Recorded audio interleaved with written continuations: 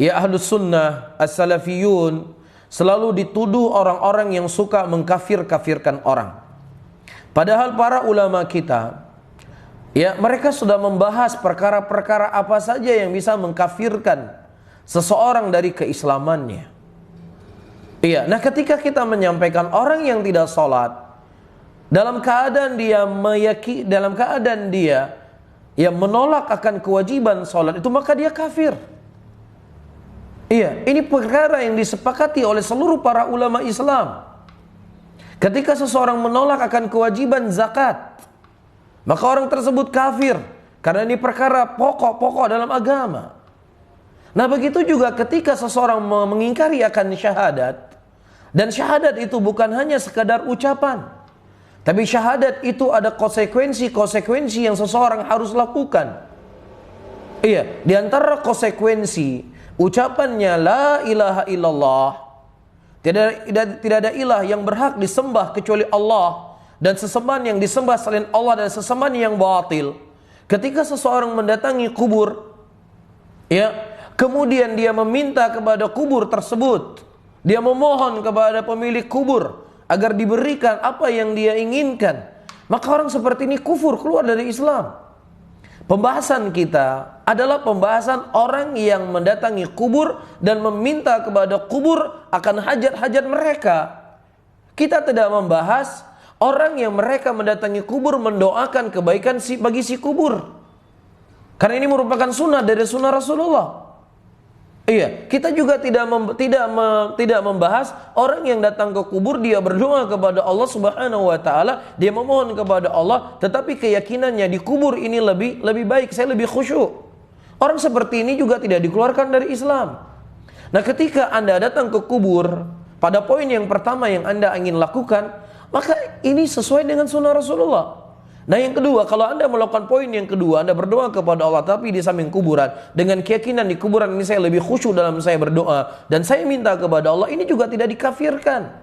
Kemudian bagaimana Anda mengeneralkan mereka inilah kelompok yang suka mengkafir-kafirkan orang, ya, dalam keadaan ya mereka mengitlakkan siapa saja datang kubur kafir. Siapa yang ngomong kafir orang datangi kubur?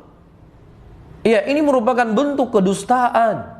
Saya alamuna ghadan manil kadzabul asyir, akan datang, akan ketahui siapa sebenarnya pendusta, siapa sebenarnya yang suka mengkafir-kafirkan muslimin.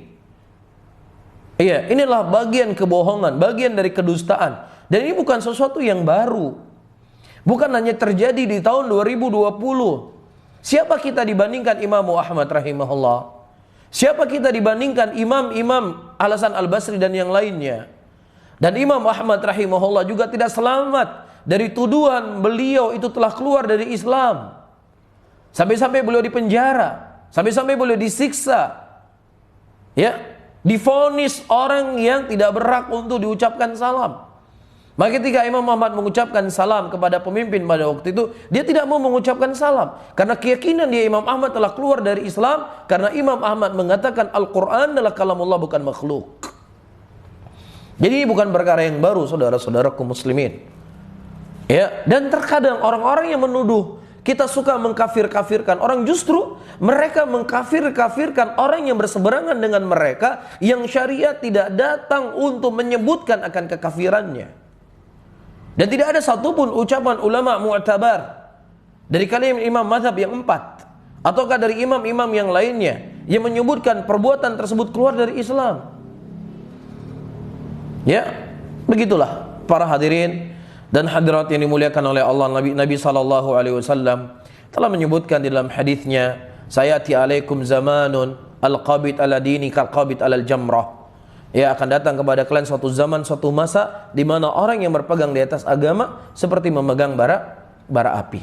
Kita berdoa dan memohon kepada Allah Subhanahu wa taala agar Allah mengokohkan kita, mengokohkan hati-hati kita dan saudara-saudara kita muslimin di atas sunnah Rasulullah sallallahu alaihi wasallam di tengah gencarnya orang-orang yang ingin menanamkan ya kerancuan akan mulianya manhaj salaf ini. Maka tentunya seseorang yang berpaku tangan, seseorang cuman sekedar cinta kepada manhaj salaf, dalam keadaan dia tidak belajar, dalam keadaan dia tidak menuntut ilmu, dalam keadaan dia tidak mempelajari akidah, maka ini merupakan ya kecemburuan kita kepada manhaj salaf, kecemburuan yang palsu saja.